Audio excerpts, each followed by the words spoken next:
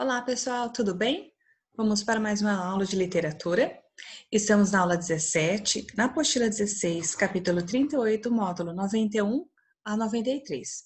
E hoje estudaremos a segunda geração modernista. Bom, como eu sempre falo para vocês, é importante a gente saber o contexto histórico, não é mesmo? E nesse período, nós estávamos, em vigência a segunda fase do modernismo brasileiro. E o que isso quer dizer?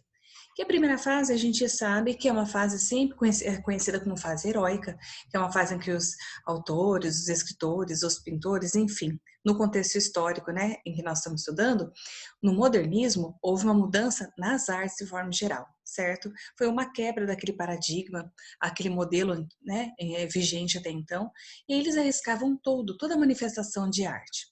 Já na segunda fase, todo esse movimento de arriscar, de modernidade, ele já se consolidou. Então, a gente tem uma fase conhecida como o quê? Uma fase madura do modernismo, ok? Bom, no mundo a gente está com o avanço do nazifascismo, uma crise econômica e a Segunda Guerra Mundial. No Brasil, eu já tenho a consolidação da ditadura de Vargas e a crise cafeeira. Então, vocês lembram que aquele modelo, do eixo São Paulo-Minas, ele acaba começando a ruir, certo? Que São Paulo entra em crise, em colapso cafeeiro, ok? Nas características literárias referentes ao contexto histórico agora. Na prosa, o interesse eu tenho é voltado mais para temas nacionais, então a linguagem é uma linguagem nacional, eu não faço tantas referências a modelos, a palavras que são do exterior, certo? E aí eu tenho um enfoque mais crítico sobre os problemas sociais que estavam ali, ao redor, na presença de todos, mas que as pessoas não se alertavam ainda. Ok? O regionalismo, ele vai pegar o eixo norte-nordeste, esse vai ser o enfoque dele. Não que não tenha as outras regiões, tanto é que eu vou ter o sul, com o Érico Veríssimo, mas o eixo principal seria o quê? Norte e Nordeste, tá? Os problemas recorrentes são os problemas da realidade da seca, aquela constante migração, para o sul. Quando eu falo sul, eu tenho que saber que tudo abaixo do Nordeste é sul, ok? Então, para o Sudeste, ou Sul, enfim, nos livros vocês vão ver essa migração para o Sul, mas não quer dizer que é a região Sul, enfim, seria tudo abaixo do Nordeste, correto? Eu tenho as dificuldades enfrentadas pelos trabalhadores rurais, como a miséria, a ignorância, tudo isso vai ser os problemas recorrentes nos livros, ou seja, na prosa, do modernismo da segunda fase. O romance urbano e psicológico, ele vai tratar do ser humano coisificado, ou seja, o que mais importa nesse período é a demonstração, a importância do ter e não do ser. Essa segunda fase do modernismo, se vocês forem ver, ela é muito parecida com o que nós estamos vivendo agora, A gente tem um crescimento do nazifascismo, a gente tem uma crise econômica mundial, Eu tenho a coisificação do homem, diante da importância do ter, do ser, Eu tenho uma literatura voltada para a denúncia, eu tenho uma literatura de autoajuda, com teor psicológico. Então, a gente vê que o mundo é cíclico e a literatura, ela pode ser um instrumento, de reflexão sobre isso, ok? Bom, o regionalismo romântico versus regionalismo moderno. O que quer dizer isso? No regionalismo romântico, eu tenho a expressão da idealização do índio, certo? Havia necessidade, por exemplo, de eu saber que quando os portugueses chegaram aqui, o que havia de algo genuinamente nacional eram os índios, correto? Certo, só que na descrição do indígena, ele tinha elementos medievais, dos cavaleiros medievais, o que não vai acontecer no regionalismo moderno, ok? O regionalismo moderno, ele é praticamente documental, então ele vai, além da ficção, ele vai ali denunciar a sociedade, a miséria, o porquê, da migração constante, enfim. Ele vai fazer com que as pessoas que não conhecem o Brasil, seja por ignorância ou seja por algum tipo de intencionalidade, possa ser escancarado. Ok? Então, aí eu coloquei bem frisado aí, regionalismo romântico versus regionalismo moderno, porque tem uma intencionalidade, tem uma mudança drástica sobre a mesma abordagem, ok? Os principais autores da segunda fase do modernismo, eu tenho Graciliano Ramos, José Lins do Rego, Érico Veríssimo, Jorge Amado e Raquel de Queiroz, certo? Isso na prosa. Na poesia eu tenho o resgate do soneto, e o soneto vocês sabem que é uma forma fixa clássica, porém a importância não está na formação do soneto, na estrutura material do soneto, e sim no conteúdo, ok? Então eu permaneço com o soneto, mas a abordagem é diferente. Aí eu tenho na poesia Carlos Drummond de Andrade, Cecília Meirelles, Vinícius de Moraes e Jorge de Lima. Bom, analisando agora a prosa, Graciliano Ramos, eu tenho que saber que eu estou diante de um dos melhores ficcionistas dessa fase, tá? Porque ficcionistas é o que faz ficção. Então, ele tem um vocabulário, né, preciso, uma linguagem clara, e o objetivo dele é denúncia de problemas sociais, ou seja, denúncia social. Se ele utilizar de um vocabulário rebuscado, ele não vai conseguir fazer com que as pessoas observem o livro e percebam que é uma denúncia social nele e possam mudar a sua realidade, ok? Por isso que Graciliano Ramos ele se utiliza de um vocábulo simples e uma linguagem clara. A coisificação do homem, ou seja, a insignificância do homem perto do que ele deveria ser e não ter é das premissas dele. Então, nos livros de Graciliano Ramos é possível ver a total insignificância do homem perto do universo, do macrocosmo, que é a sociedade, correto? No livro São Bernardo, ele vai tratar desse tipo, né, de abordagem, da coisificação do homem. Já Angústia é um livro de um romance psicológico, eu vou ter um livro que vai tratar exatamente isso, a angústia do ser humano, mas no fator psicológico dele, no íntimo dele. Então não é o reflexo da sociedade, mas o que a sociedade promove de reflexão dentro de cada ser humano, certo? Já Vidas Secas, ele vai trabalhar a marginalização e a denúncia social. Eu tenho que ter um cuidado enorme com o termo marginalização, porque marginalização significa estar à margem de, ou seja, algo periférico, que não tem o mesmo acesso ao que está no núcleo, correto? Então, no Vidas Secas são vidas que não têm acesso ao que é básico ao ser humano, certo? São pessoas que estão saindo, né? No processo migratório, em busca das qualidades, da qualidade mínima de vida. Já a Memórias de um Cárcere, né, são as próprias memórias do autor num período em que ele foi preso da ditadura militar, acusado de ter traços comunistas, ok? Nada foi provado, apenas teve traços de comunismo.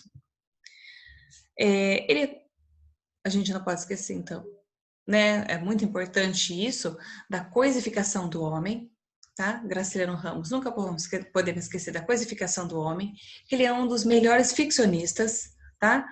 E para que ele possa alcançar o objetivo dele, é preciso, né, que a denúncia social e mudança de parâmetros na sociedade, é preciso que ele tenha um vocabulário preciso, claro, para poder denunciar a sociedade, ok? Bom, José Lins do Rego, ele vai trabalhar com profundo lirismo, ou seja, ele vai ter um vocabulário, assim, muito próximo da oralidade, tanto é que ele é influenciado pelo cordel, né? Eu tenho regionalismo vocabular, né? Do norte ao nordeste, mas eu tenho profundo lirismo. Então, vocês vão ver que as palavras dele são escolhidas com a finalidade de expressar os sentimentos, ok? Bom, no livro O Menino de Engenho, tá? Que é o primeiro livro dele, é possível notar a intenção, né, do autor em trazer a biografia do seu avô, que é José Paulino. Tá? José Paulino, ele é, como vocês sabem, José Lins do Rego, ele é de origem nordestina, certo? Mas eles tinham, era uma família que tinha um engenho de cana-de-açúcar, ok? Então, nesse período, quando ele faz o livro O Menino de Engenho, ele quer representar a estrutura patriarcal do Nordeste daquele período. Então, são dados que são possíveis de você avaliar, né? São dados biográficos, mas também tem ficção. Ou seja, é uma autobiografia dos fatos da sua infância atrelados à ficção. Tá? Ele é também classificado como romance memorialista, né? Foi feito em 1932, na região nordestina canavieira, que é ali entre Pernambuco, Paraíba, certo? E a transição do engenho para a usina, ou seja, a falência do engenho e o crescimento da usina. Eu posso notar também a cor local, que é uma estrutura muito utilizada no romantismo, que era da descrição, da valorização dos elementos naturais daquele período. Então, aqui eu vou ter a cor local como descrição dos animais, descrição da geografia daquele local. Ou seja, Ou seja, eu tenho também a descrição até das práticas culturais e folclóricas daquela região, certo? Não posso esquecer, então, que é um dado biográfico, atrelado à ficção, correto? Bom, é o primeiro autor e ele abre, né, que ele fala sobre o ciclo da cana. Então, ele vai abrir o ciclo da cana com o livro O Menino do Engenho, certo? Na literatura, é o primeiro livro a falar do ciclo da cana. O narrador-personagem é o Carlos e o livro é dividido em 40 capítulos. Esses 40 capítulos, eles podem ser lidos separadamente, então ele tem uma autonomia, certo? Porém, quando você lê de forma linear, você consegue ter a amplitude da obra. Então, é como se fossem 40 contos, certo? O protagonista Carlos, ele narra a sua própria história. Ele vai iniciar a sua história, né, na narrativa, quando ele tinha 4 anos e ele perde a sua mãe, que ela é assassinada pelo próprio pai, certo? O pai de Carlos. Aí o que acontece? O pai é internado como doente mental e o crime é considerado passional e ele é atenuado, certo? Nesse vai e vem, ele é enviado para morar com o avô pelo tio Juca. Então ele mora dos 4 aos 12 anos, tá? Em outro lugar, numa outra cidade, para morar com o avô.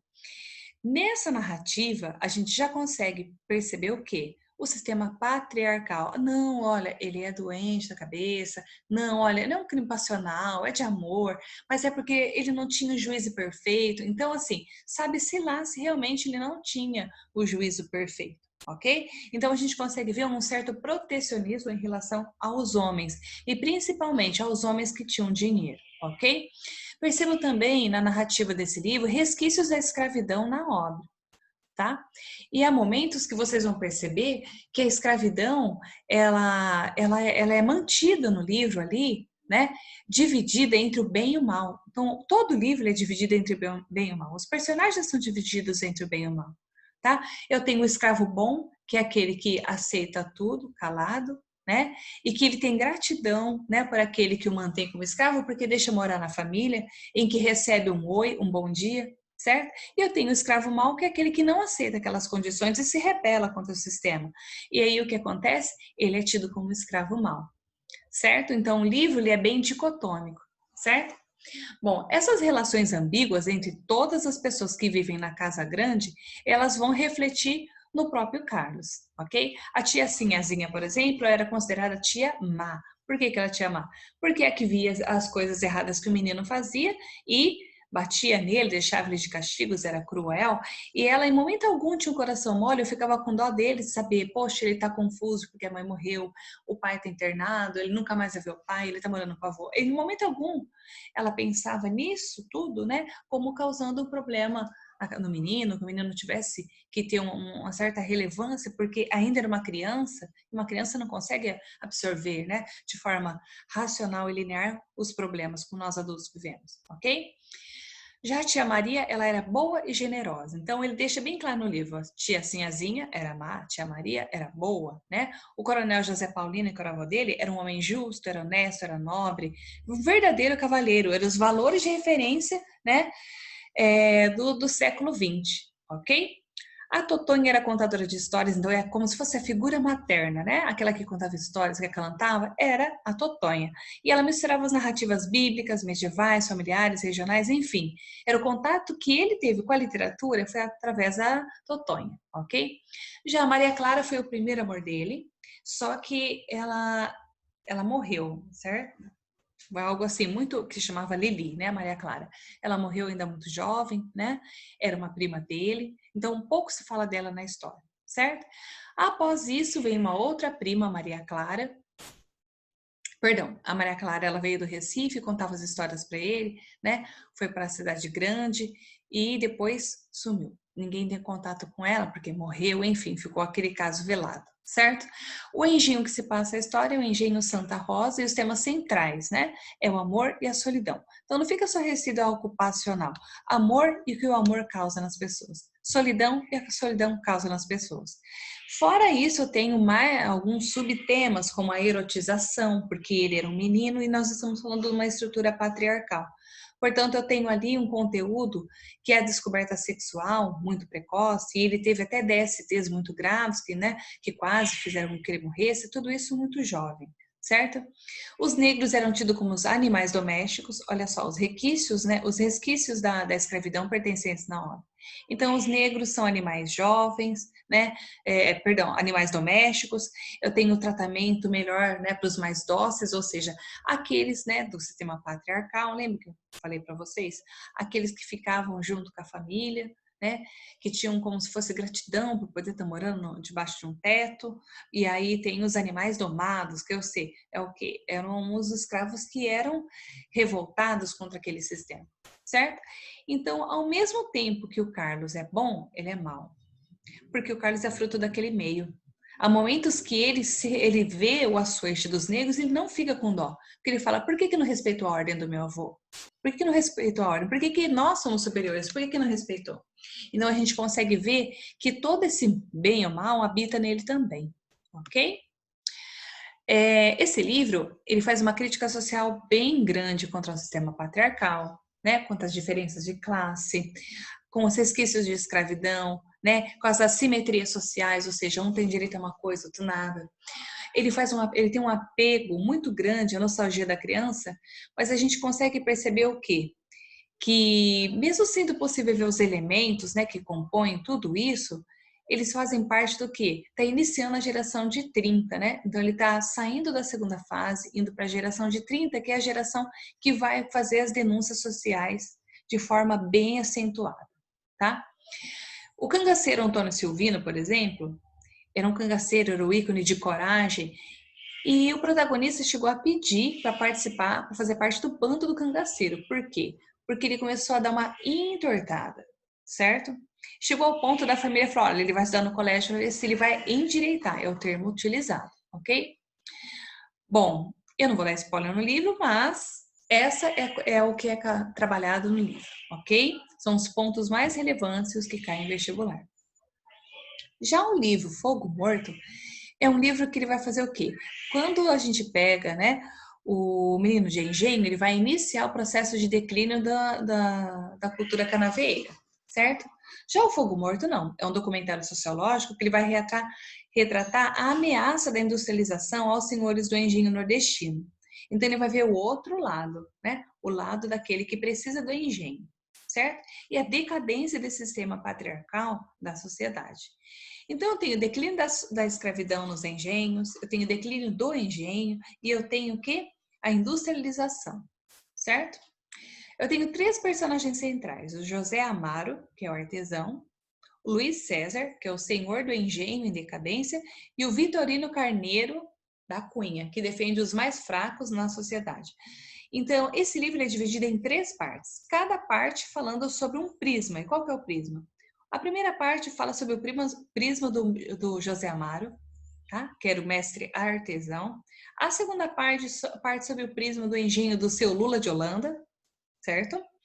E a terceira parte, né, sobre o prisma de Vitorino da Cunha. O engenho de Santa Fé irá morrer, essa é uma certeza, ok?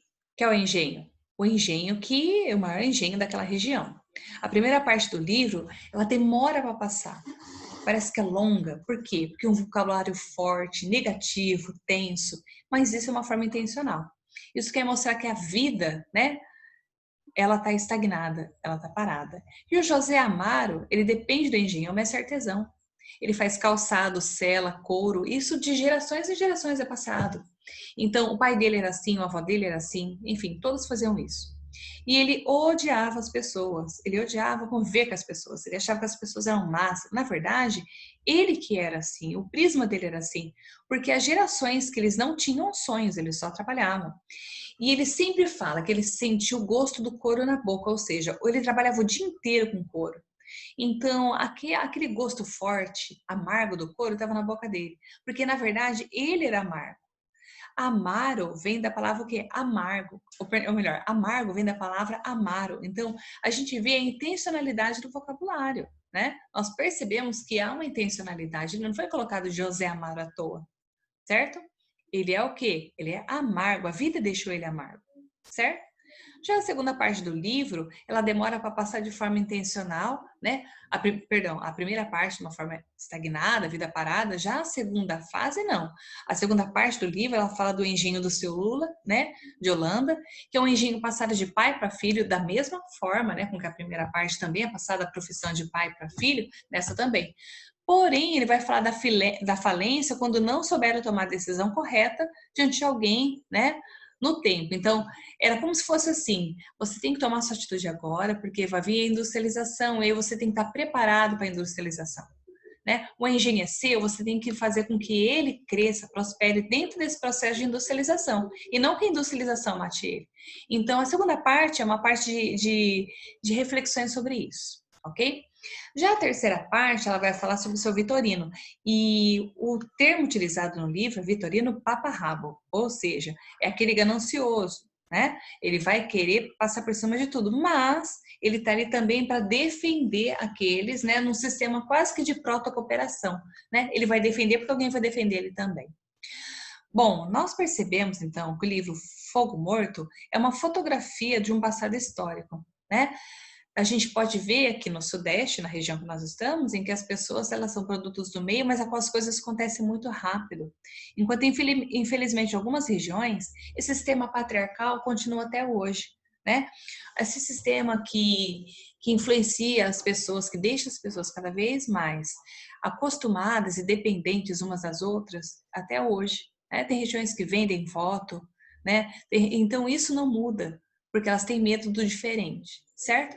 Então a gente pode perceber que o Fogo Morto é um livro que ele vai fotografar um passado histórico pertencente ao Brasil, certo?